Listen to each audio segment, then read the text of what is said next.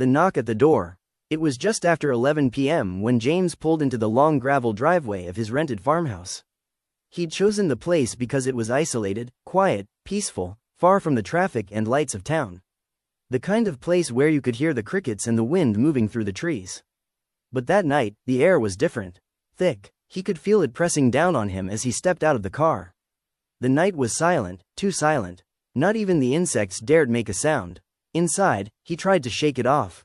He heated up leftovers, cracked a beer, and sat down with his phone. The farmhouse creaked and groaned as old houses do, but after a while, James noticed something else. A soft tapping at the front door. He froze. The sound was too deliberate to be the wind, too soft to be an animal. Tap, tap, tap. James set down his beer and went to the door. He hesitated, then peeked through the small window. 2 children stood on the porch.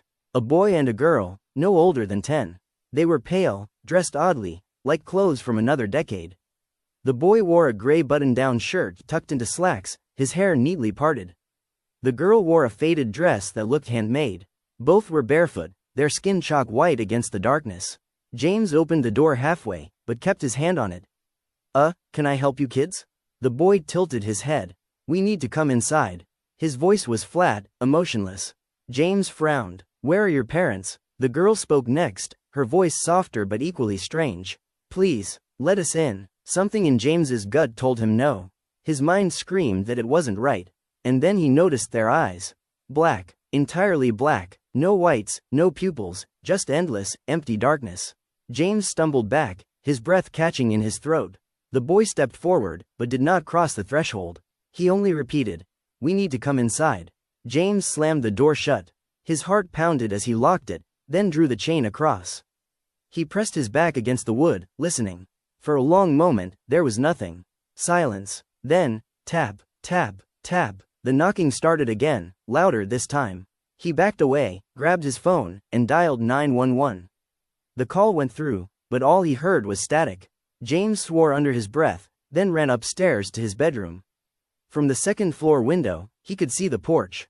The children were still there, standing perfectly still, faces lifted toward his window.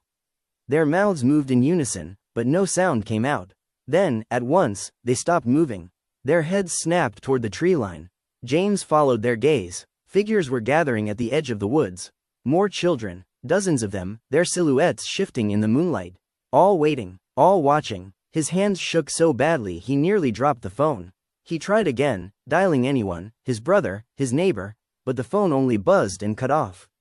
Downstairs, the knocking grew frantic, pounding now, rattling the old wooden door in its frame. "Let us in," the boy's voice rang out, louder now, no longer flat but filled with something sharp, something commanding. "It's cold out here. Let us in." James stumbled back from the window. His chest heaved, every instinct telling him to run, but where? The driveway stretched into darkness, and the woods beyond were full of those things.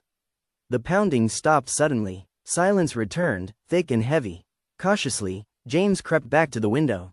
The porch was empty. The children were gone, but the car headlights in the driveway blinked on by themselves.